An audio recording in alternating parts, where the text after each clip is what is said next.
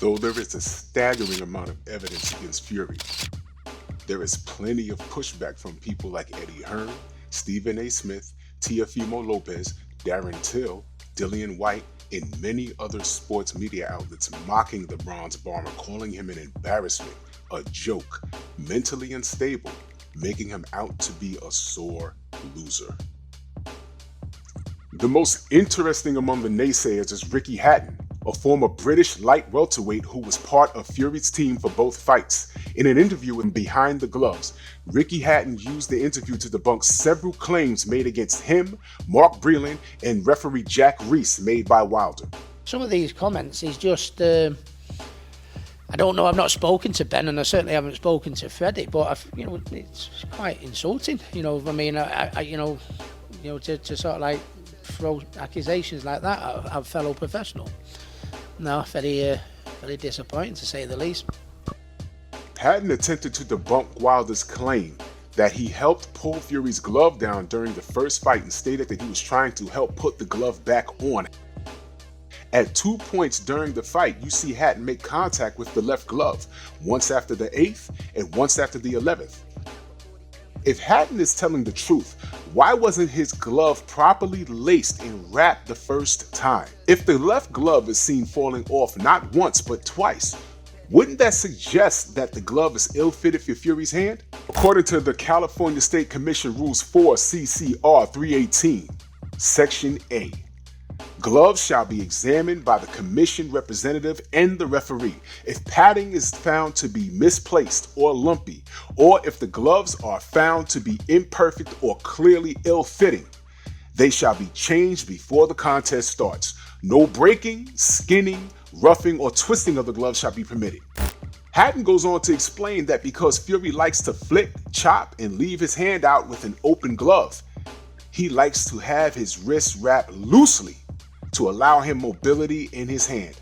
Footage from the fight shows that not only does Fury leave an open palm, but he hits with an open palm as well.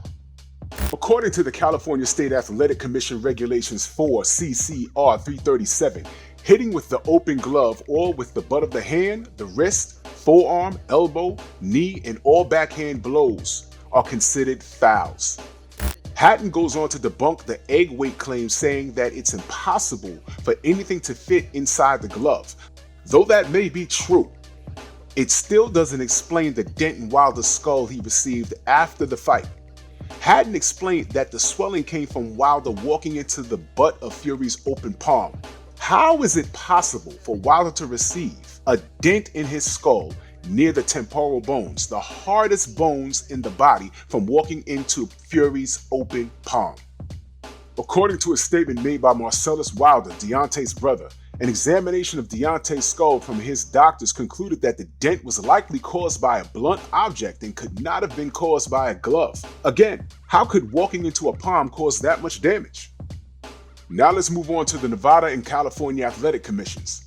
During each fight, you do in fact see commission representatives monitoring the changing rooms and corners. However, during both fights, there seemed to be far less attention on Fury's team than Wilder's team at the end of each round during the first fight. Many members of Fury's team stated that it's impossible for Fury to have gotten in with a loose left glove because they were commissioners checking. Given the amount of pictures and video of Fury's floppy left glove, how is it that with the commissioners and referee being present, Fury still managed to get into the ring with the glove? Was the Athletic Commission in on Fury's cheating, or was it flat out negligence? According to an investigation on state integrity done by the U.S. Center for Public Integrity, both Nevada and California have problems with administrative accountability. For context, the state integrity investigation is a data analysis of each state's laws created in 2010 and 11 designed to promote accountability and openness and deter corruption. Each state is ranked from 1 to 50 and is given a scoring card with 13 categories including access to information, political finance, electoral oversight, executive accountability, legislative accountability, judicial accountability, state budget processes, civil service oversight, internal auditing, procurement, ethics oversight, lobbying regulations, and management of state pension funds. Both Nevada and California received low scores, and given the evidence, let's assume that the lack of investigation in any attempts to stop Fury from cheating was due to negligence. To conclude this argument, let's compare this scandal with one of the worst cases of cheating in boxing history. Let's take a look at the 1983 fight between Louis Resto and Billy Collins Jr. Resto had won a 10-round unanimous decision, which left Billy Collins nearly blind. The congratulations were short-lived when Collins' father and trainer, Billy Sr., held on to Resto's glove after he shook his hand. Billy Sr. took the glove, peeled it back, exposing Resto's fingers, and showed that the glove was missing padding, suggesting that they had been tampered with. What a night. Tremendous night. Tremendous night. A lot of excitement here. You can call it just like the old days. Upon further investigation, it was discovered that an ounce of padding was removed by Carlos Panama Lewis, Resto's trainer. He was responsible for tampering with the gloves, giving Resto an unfair advantage over Collins Jr. The fight was later ruled a no contest. This not only led to Resto's license being revoked, but he wasn't able to box in the US during the remainder of his suspension. This also landed him and Lewis on trial for assault, possession of a deadly weapon, and conspiracy. Resto was found guilty and would spend 2.5 years in prison. Lewis was sentenced to 6 years in prison. Sadly, a year later, Billy Collins Jr. died in a car accident.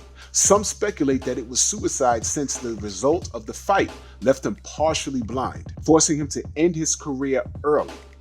Much like the Resto versus Collins Jr. fight, the Wilder versus Fury fight scandal was promoted by clear evidence of glove tampering. Another similarity is that both Wilder and Collins Jr. went undefeated and faced significant physical damage after the fight was over. Lastly, and perhaps the most interesting similarity between the two is that both Resto and Fury were signed under Top Rank, with Bob Arum as the promoter. Bob Arum also promoted the Margarito vs. Cotto fight, where Margarito was exposed for illegally wrapped gloves.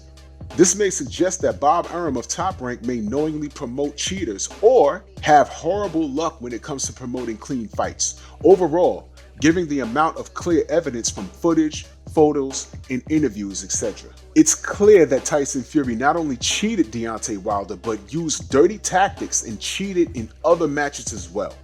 For him to go undefeated and last this long while blatantly violating rules in order to secure his heavyweight title is proof that there is a major issue with accountability in the state athletic commissions, the British Boxing Board of Control, and the WBC, which allowed Fury to secure his belt without any sort of thorough investigation in the matter. The only true way to right this wrong is for the WBC to strip Fury of his title, or for him to take the third fight with Wilder fair and square with proper enforcement of the rules and regulations to ensure that Fury can't resort to any of the underhanded tactics he's used to getting away with. So to the detractors and the naysayers, I'll rephrase the question. Don't you want to see Deontay Wilder get beat up again since it was done so easily the first 2 times?